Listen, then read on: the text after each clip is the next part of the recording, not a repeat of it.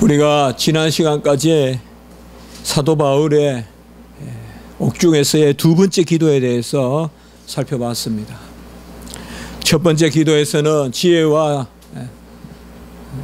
계시, 바로 지혜와 그 총명의 영을 주셔서, 지혜와 계시의 영을 주셔서 하나님의 사랑과 또 그가 그리스도 안에서 우리에게 베푸시는 은총을 알기를 원하고, 그리고 두 번째 기도에서는 바로 우리가 그 안에서 그리스도의 사랑의 그 너비와 길이와 높이와 깊이를 깨닫고 그 충만한 가운데서 우리가 충만해지기를 구하노라, 이것을 특별히 말씀하면서, 무엇보다 우리가 진리를 알아갈수록 사랑이 더욱 뿌리가 내리고 그래야 터가 굳어지기를 위하여 기도한다, 그것을 우리가 살펴봤습니다.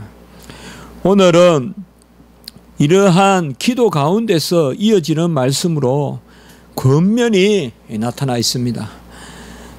너희를 권하노니, 우리가 성령의 주요한 은사 중에 하나가 바로 이 권면하는, 권위하는, 권하고 또 위로하고 하는 그런 은사가 있습니다.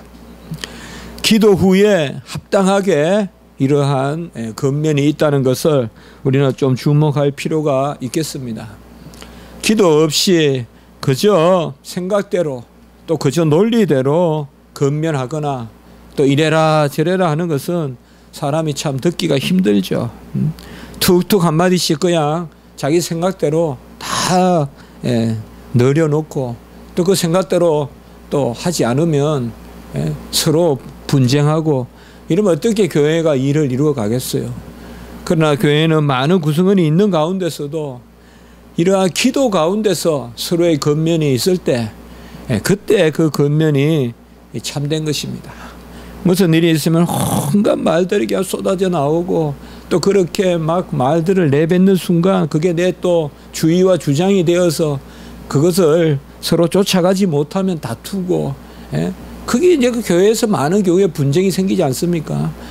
처음에는 막 서로 권하듯이 위하듯이 이렇게 이야기하지만 그게 내 주장이 돼버리고, 그렇게 하여 서로 어렵게 되는 것을 많이 볼 수가 있는데, 사도 바울은 충분히 기도하는 심령 가운데서 아주 조심스럽게 권한다라고 이렇게 우리가 먼저 이것을 생각해 볼 필요가 있겠습니다.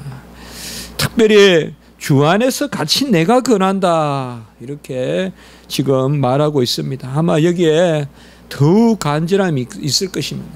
그러므로 주 안에서 같이 내가, 그러므로라는 것은 바로 주님이 우리가 기도하고 그 기도를 들을 것이므로 이렇게 우리가 받아들일 수 있어요. 성경에 기록된 기도의 일꾼들은 기도와 어떤 응답, 우리가 응답이라고 하는 그 응답이 분리되지 않습니다.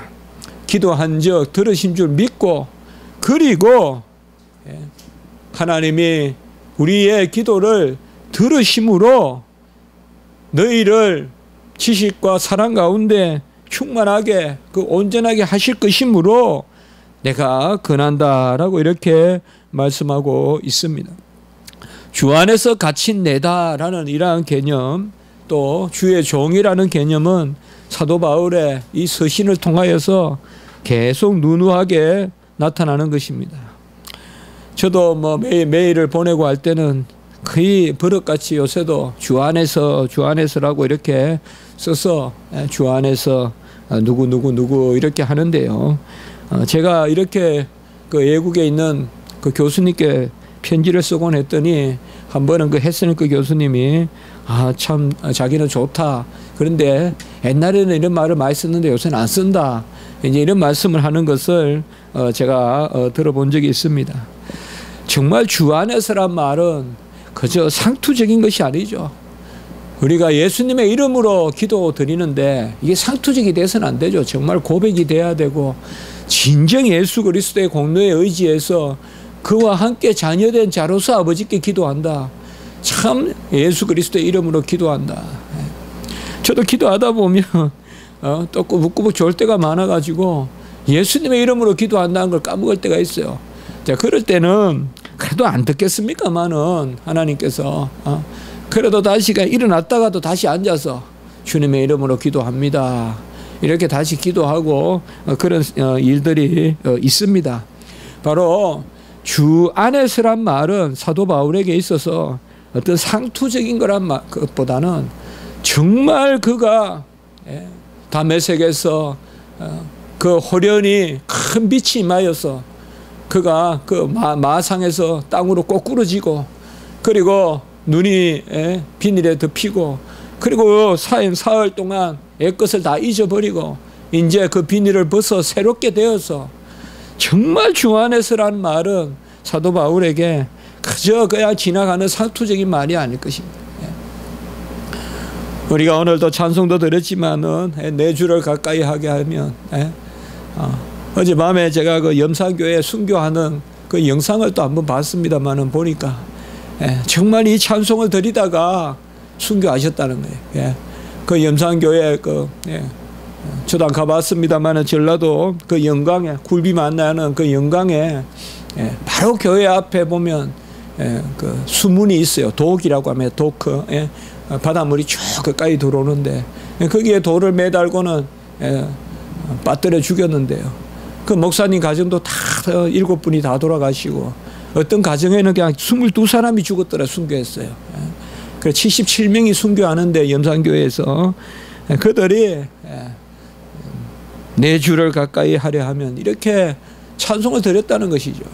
이것은 뭐 그저 그냥 우리 아들 타이타닉 영화에 나오는 말이 아니라 그야말로 그 바다에서 둥둥 떠서 내 주를 가까이 하려 하면 되게 찬송하면서 그렇게 순교했다는 것을 보면서 정말 저도 참 시간이 흘러가고 연륜이라는 것들이 생기고 또 신학교에서 가르치고 또 강단에서 목사로 이렇게 섬기는데 정말 나에게 순교 정신이 있는가? 내가 이런 일을 당했을 때 정말 나룻배를 준비해서 목사님한테 잠시 피신하시는 게 어떻습니까? 라고 하는데도 나는 갈 수 없다 하면서 전 가족이 뻔히 죽을 줄 알면서도 순교하는 과연 그런 순교 신앙을 내가 가지고 있는가? 뭐 정말 순교의 상황에 닥쳐보면 진짜 뭐가 알곡이고 가라진지 드러나지 않을까 이런 생각을 한번 해봤습니다. 참 옥기실 여민은 그러한 참 순교라는 것도 옛날에도 그 폭스의 순교사 이런 거 신학교 때 읽었지만은 뭐 이런 일이 있었구나 마치 그냥 흥미로운 역사 기행하듯이 그렇게 봤지만 시간이 흘러갈수록 참 이것이 쉽지 않다. 뭐 이론을 하나 전개하고 책을 한 권 쓰는 것은 그냥 부지런하면 쓰는데 이 순교는 정말 하나님이 은사를 주시고 하나님이 천사를 보내 붙들어 주지 아니하시면 할 수 없다. 뭐 이런 생각을 많이 합니다. 주 안에서란 말을 정말 간절하게 사도 바울이 쓰고 있다는 것에 우리가 관심을 가져야 될 것 같아요. 주 안에서 갇힌 내다. 에베소 1장 4절에 보면 주 안에서 택함을 받았고 1장 7절에 보면 그 안에서 속량 곧 제사함을 받았고 1장 9절에 보면 그리스도 안에서 때가 찬 경륜을 위하여 우리를 애정했다. 나를 애정했다 이거예요. 그리스도 안에서. 그리고 1장 10절에 보면 하늘에 있는 것이나 땅에 있는 것을 다 그리스도 안에서 통일되게 하려 하심이라. 1장 20절에 보면 하나님의 능력이 그리스도 안에서 역사한다. 계속 주 안에서 주 안에서 주 안에서. 제가 중요한 말씀만 이렇게 몇 가지 1장에서만 이렇게 많이 나와요. 2장에서도 보면 10절에 보면 우리가 그리스도 예수 안에서 선한 일을 위하여 지으심을 받았다. 예수를 떠나면 우리는 아무 착한 일을 할 수가 없어요. 예수 안에 있어야 돼요. 그리스도 예수 안에서 선한 일을 위하여 지으심을 받았고 2장 21절에 보면 주 안에서 성전이 되어가고 우리가 주 안에서 성전이 되어가고 또 3장으로 가보면 12절에 그 안에서 그를 믿음으로 말미암아 담대함과 확신을 가지고 하나님께 나아감을 얻고 계속 이렇게 주 안에서 그 안에서 그리스도 안에서 예수 그리스도 안에서 이 사도 바울은 주 안에서 그리고 오늘 주 안에서 갇힌 내가 주 안에서 갇혔다. 이 무슨 말이겠어요? 네. 이렇게도 한번 우리가 생각해 봐도 틀리지 않을 것 같아요. 주님께 갇혔다. 뭐 주 안에서 갇혔다. 이런. 아무도 이 정도 되면 가둘 수가 없어요. 주님께 갇혀서 사는 사람은 세상의 옥문이 가둘 수가 없는 거예요. 우리가 어디에 있다고 갇혀 있고 어디에 있다고 뭐 풀려 있고 그런 경지가 아니라 주님 안에서 갇혔다. 사도 바울은 지금 감옥에 물론 갇혀 있지만은 그것을 어떻게 바라보느냐. 주 안에서 갇힌 내가라고 이렇게 말하고 있습니다. 이제 원혁이도 군대 가게 되는데 여러 가지 여건이 가두는 거죠. 군대라는 것은 물론 뭐 그 안에서 가두기 위해서 질서가 필요하죠.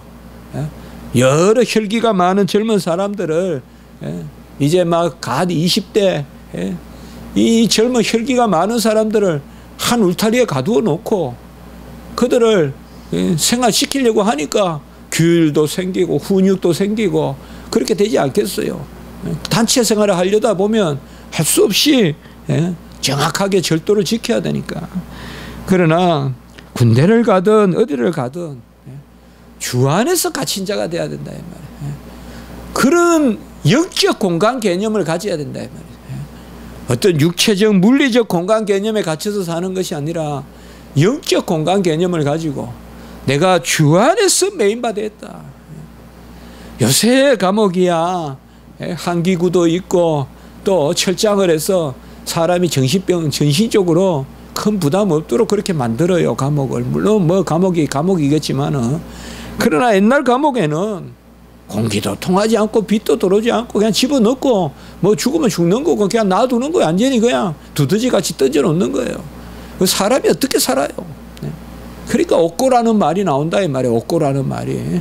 요새야 뭐 옥고인지 뭔지 모르겠습니다만은 요새 뭐 교도소에서 나오는 사람들 다 얼굴 보니까 번지르하게 나오잖아요. 옛날에는 그냥 초죽음이 돼서 그냥 죽은 생쥐같이 돼서 그냥 뼈망상하게 나온다고요. 그런 감옥 안에서도 주 안에서 갇히고 주 안에서 매이고 주님과 함께 살고 주님과 함께 죽는다. 정말 이 말씀이 정말 이 밑에 말씀을 오늘 많이 증거해야 되겠지만은 이러한 사람이 건면할 수 있다는 것을 좀 우리가 새겼으면 좋겠어요. 아무나 주님의 이름으로 건면하는 것이 아니라 저는 생활 멋대로 하면서 마음대로 살면서 누굴 건한다고 또 건면하고 뭐 누구에게 어떻다고 하는 것이 아니라 기도하고 내가 주 안에 갇혔다는 그 마음 가운데 참 영혼을 사랑하는 마음으로 건면하는 것을 볼 수가 있습니다. 무엇보다 그의 첫 번째 건면은 뭐냐? 어떻게 보면 너무 추상적일 수도 있지만 가장 적절한 건면을 하고 있습니다. 부르심을 받은 일에 합당하게 행하라 라고 이렇게 말씀하고 있어요. 우리는 아까 읽었지만 1장 9절에 보면 그리스도 안에서 때가 찬 경륜을 위하여 우리를 예정했다. 이 에베소서 중요한 주제거든요. 제가 에베소서 제일 처음 설교할 때 말씀을 드렸어요. 에베소서에는 우리를 택하여 세우신 하나님의 뜻이 있다 이거죠. 그래서 사명이 있고 소명이 있다 이거예요. 에베소서에는. 그래서 때가 찬 경륜을 위하여 예정한 것이고 2장 10절에 보면 그리스도 안에서 선한 일을 위하여 지으심을 받은 자다. 우리가. 택하면은 분명히 일이 있어요.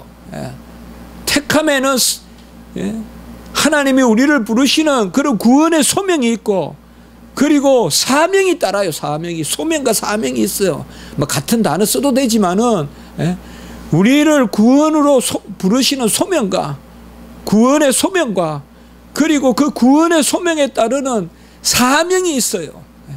선한 일을 위하여 지으셨다. 다 그리스도 안에서.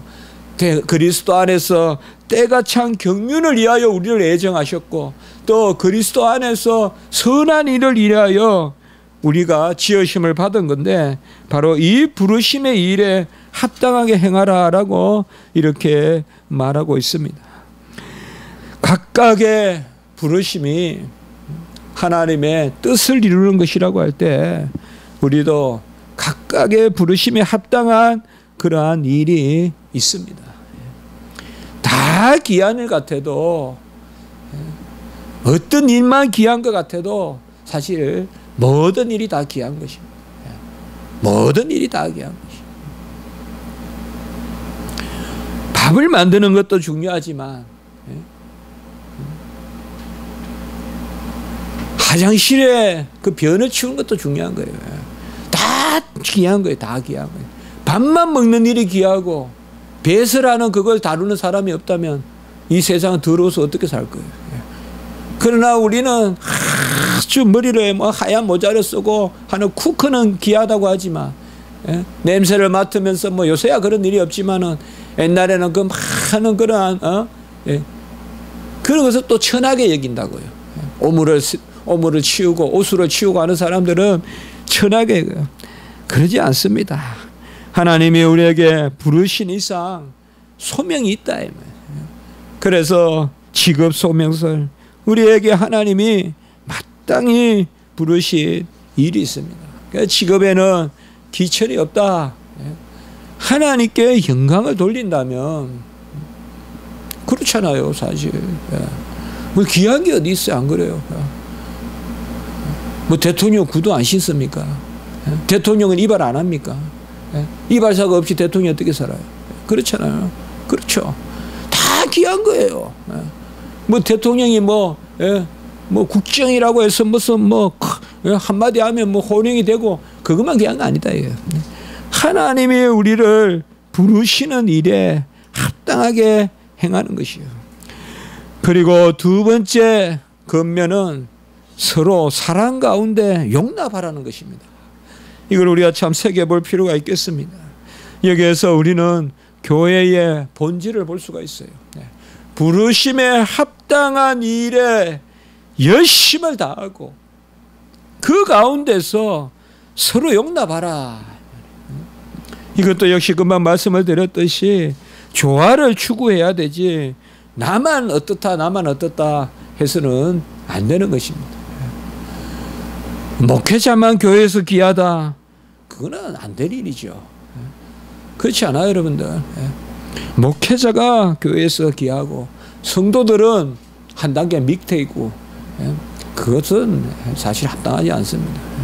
우리가 평신도라는 말을 써야 됩니까? 말아야 됩니까? 말을 많이 하지만 레이맨이라는 이 평신도라는 말이 왜 나빠요? 괜찮아요. 너무 자격지심으로 볼 필요가 없어요. 그러나 평신도라는 말을 계급같이 쓰면 잘못된 거죠. 목회자는 고상하고 직분자는 고상하고 직분이 없는 평신도는 그게 아니죠. 은사라는 측면에서 봤을 때는 모든 사람에게 하나님이 다 부르심에 합당한 일을 줍니다. 그래서 사랑 가운데서 서로 용납하라. 특별히 세 가지를 말하고 있어요. 첫 번째는 겸손하라라고 이렇게 말합니다. 겸손은 하나님 앞에 자신을 비추어서 겸비해지는 것입니다. 겸손은 하나님 앞에 나를 세우는 것입니다. 하나님 앞에 나를 세우지 않고 겸손한 것은 전부 거짓인 말입니다.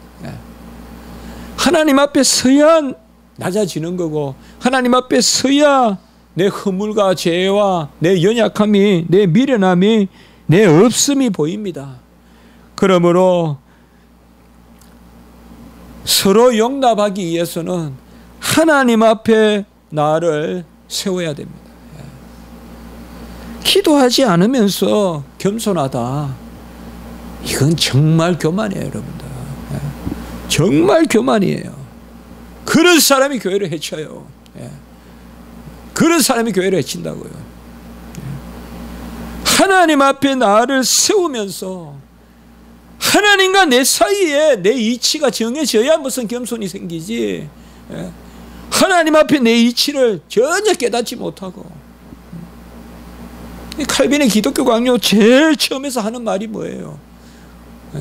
우리의 헛됨과 우리의 없음과 우리의 초함을 아는 자만이 하나님을 높이고 또 하나님의 높으심을 아는 자만이 내가 겸손해진다고 말하고 있잖아요. 그래서 하나님과 우리 자신을 아는 두 가지 지식이 함께 있다라고 말했잖아요. 두 번째는 온유입니다.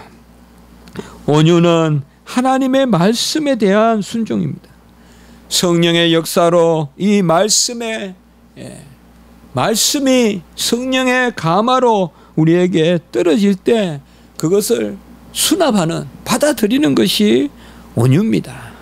온유라는 것은 어떤 성정의 온유함이라기보다는 사실 우리가 성경을 한번 보십시오. 모세가 그 온유함이 땅에 누구보다도 뛰어났다고 했어요. 근데 모세는 원래 혈기가 강한 사람이에요. 사실 어떻게 보면 모세를 한번 생각해 보십시오. 그 애굽의 궁정에서 히브리인으로서 살았어요. 히브리인인 줄 알았어요. 얼마나 성격이 날카로워지겠어요. 그 당대 최고의 세계를 그 당 인류 문화사에 보면 그 당대 이집트, 애굽이 최고 강국이잖아요. 아마 날카로웠을 거예요. 그리고 모든 일에 정확했을 거예요. 모세는 모든 일에 정확했기 때문에 핏줄이 아니지만 그렇게 살아남은 거예요. 한번 생각을 해보라고 여러분들. 그런 시집살이가 어디 있겠어요? 그런 드부살이가 어디 있겠어요? 히브리인 종의 민족의 그 히브리인 모세가 말이죠. 그 모세가 궁정에서 어떻게 살아남겠어요? 날카로웠을 거예요. 그러면서도 민족의식이 있었어요. 그런데 나중에 보면 모세는 뭐예요? 세상에 누구보다도 모세는 대면했다고 이야기하잖아요. 모세는 하나님이 대면해 줬어요. 그게 모세의 가장 큰 특권이에요. 모세는 얼굴을 마주보고 이야기했어요. 하나님이. 모세가 하나님을 마주보고 오면요, 그 얼굴의 강체를 사람들이 감당을 못해요. 사람들이 오히려 감당을 못할 정도로 모세는 하나님을 마주했어요. 그러니까 온유해지는 거예요. 온유해지는 거예요. 사도 바울은 성격이 급한 사람 아닙니까? 확 잡아서 그냥 다 집어넣으려고 갔잖아요. 그냥 스데반 죽이는데 그 젊은 사람이 학문을 잘했고 있으면 한 발자국 뒤에 빠져 있어야 될 법한데도 착 나서가지고 그냥 옷을 던져가지고 죽이라고 하잖아요. 사도 바울이. 물론 사람들이 사도 바울 앞에서 그렇게 요구했지만 베드로가 성격이 뭐 괜찮습니까? 다 급하잖아요. 그냥 그저 그냥 물에 뛰어들고 주님이다 하면서 뛰어들어가고 나서고. 그러나 그들에게 하나님의 말씀이 임하면 온유해지는 거예요. 제가 보는 성경의 인물들은 다 그래요. 고쳐서 쓰는 인물들이지 본래 성격이 그런 인물들은 하나도 없어요. 본래 성격이 온유하고 본래 성격이 세세시 같고 그런 사람이 주의 일하는 게 아니더라 이거예요. 물론 그런 사람도 있겠지만은 하나님이 바로 온유하다 이 말이에요. 정말 거친 풍파 세파 가운데서도 그 남마같이 얽혀있는 갈등 가운데서도 그 모세의 궁정생활 같은 그러한 여건 가운데서도 하나님의 말씀, 하나님을 대면해서 그의 음성을 듣잖아요. 모세는 직접 말했단 말이에요. 내가 대면해서 보았다고 해요. 대면해서. 그리고 세 번째는 성령의 오래 참음. 오래 참음. 오래 참음은 여러 가지 생각할 수 있지만은 하나님의 때를 기다리는 것입니다. 아까도 우리가 때가 찬 경륜을 위하여 예비하신 것이다. 주의 일을 하려면 때를 잘 기다릴 수 있어야 돼요. 때가 찬. 우리가 금요일날 봤죠. 그러니까 잠언 15장에서 때에 맞는 말, 때에 맞는 말을 하는 게 지혜다. 때에 맞는 말을 하는 게 지혜다. 우리가 이틀 전에 봤잖아요. 잠언 말씀을 통해 뭐가 지혜냐? 때에 맞는 말, 온유한 말, 유순한 말. 이게 오늘 다 본 그런 거 아니에요, 정말. 그게 교회 다니는 사람들은 참 온유해야 돼요. 유순하고 착하고 말이죠. 부드럽고 말. 그래야 돼요. 여기서 싸우고 저기서 싸우고 여기서 다투고 저기서 다투고 여기서 뒷말하고 그런 게 우리 크리스천의 모습이 돼서는 안 돼요. 온유하고 여기에 오래 참는다는 것은 다른 것이 아니라 하나님의 때를 기다린다 이 말이죠. 내가 무슨 처음과 끝이 되는 것이 아니라 하나님이 계획하시고 하나님이 수행하시고 하나님이 이루신다. 그것에 내가 함께한다 이 말이에요. 어거스틴의 비유를 들면 나에게 올라탄 분이 성령님이시다 이거예요. 하나님이 나에게 올라타서 하나님이 고삐를 잡고 계시다 이 말이에요. 사람은 다 똑같은데 악령이 올라타면 저 낭떠러지 밑으로 떨어져 죽고 성령이 올라타면 설 때는 고삐를 집어 당기고 하나님이 고삐를 집어 당기고 가야 될 때는 채찍을 치고 그게 성령이 올라타느냐 누가 기수냐 이 어거스틴 기수의 비유잖아요. 누가 기수냐 이 말이에요. 자 그렇습니다. 잘 기억할 것은 오래 참을 때 속히 이루어집니다. 참 역설입니까? 참 희한하죠. 오래 참을 때 속히 이루어져요. 우리는 오래 참는 것 같아요. 저 유학생활도 그랬던 것 같아요. 뭔가 오래 참은 것 같은데 속히 이루어졌어요. 속히 이루어져요. 그러니까 이 오래 참으면 정말 우리가 20년 30년 꼭 그렇게 물론 그렇게 참는 경우도 있겠지만 오래 참으면 시간적인 오래라기보다 나의 이 두 마음 세 마음 갈등하는 마음 이랬다 저랬다 하는 마음 이거 죽이려면 참 하루도 갈등이 몇백 차례 일어나잖아요. 그걸 누르고 또 누르면 그때 하나님이 가장 일찍 이루시는 거죠. 그래서 세 가지를 말하고 있어요. 겸손한다는 것은 하나님 앞에 나를 세우라 고란되어. 그 다음에 온유하다는 것은 바로 하나님의 말씀을 받아들이고 모세와 같이 원래 성격이 기질이 급한 사람이라도 하나님과 대면하여 그의 말을 들으니 온유해지고 그리고 오래 참으면 하나님의 때를 기다리라 이 말이에요. 절대 교회 일은 번갯불에 콩고 먹듯이 안 됩니다. 왁 이렇게 안 됩니다. 교회 일은. 저는 교회 소위 크게 해보고 그러지 않았지만 그래도 제가 봐서 그런 것 같아요. 책을 쓰는 일도 마찬가지고요. 절대 안 돼요. 될 것 같아도 막 내세우고 그냥 확 밀어붙이면 될 것 같아도 안 돼요. 이 참음의 영역이 있는 거예요. 오래 참을 때 가장 빨리 되는 거예요. 이게 역설이 아니라니까요. 그 가운데 평안에 매는 줄로 성령이 하나 되게 되는 것을 힘써 지키라. 이것이 세 번째의 권면입니다.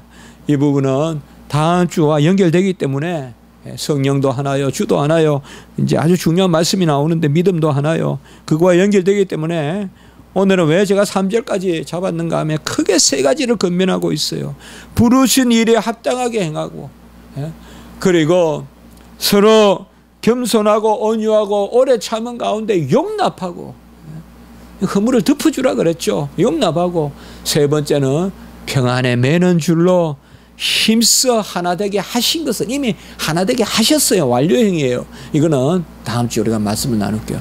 힘써 지키라 라고 이렇게 말하고 있습니다. 한번 기도드리겠습니다. 거룩하고 자비로우신 하나님 아버지, 저희들을 불쌍히 여겨주시고 부르심에 합당한 일을 힘써 행하는 저희들이 되게 해주시고 교회 안에서 서로 용납하는 그러한 저희들 되게 해 주시옵소서. 하나님의 은혜 가운데 겸손히 저희들이 하나님 앞에 서게 하시고 그리고 온유한 마음으로 말씀을 받게 하시고 그리고 오래 참음으로 하나님의 때를 기다리는 저희들이 될 수 있도록 하나님이 인도해 주시옵소서. 우리 교회에 여러 대소사의 일들이 많이 있습니다. 한 생명이 출생하고 또 전도사님은 지금 아주 큰 중병에 아버지여 힘들어하고 있습니다. 아버지여 또 우리 원욱이 또 군문에 또 군대에 입대하게 되고 또 여러 아버지여 또 영구에 가 있는 성도도 있고 아버지여 여러 일들이 우리 교회 가운데 있습니다. 하나님 아버지여 주님의 은혜를 베푸셔서 연약한 자는 낫게 하시고 질병 가운데 있는 자는 질고 가운데 있는 자는 낫게 하시고 또 모든 흩어진 우리의 지체들들 아버지여 잘 평안 가운데 오늘 주일도 하나님의 은혜 가운데 지내게 하시고 또 아버지여 모든 일을 준비하고 나아가는 영혼들 위해 은혜를 베풀어 주시옵소서. 하나님 오늘 한날 교회 예배 가운데 함께 하시고 주일학교와 모든 모임 순서 위에 은혜를 베풀어 주시옵소서. 구주 예수 그리스도 이름으로 감사하며 기도드리옵나이다. 아멘. 이 시간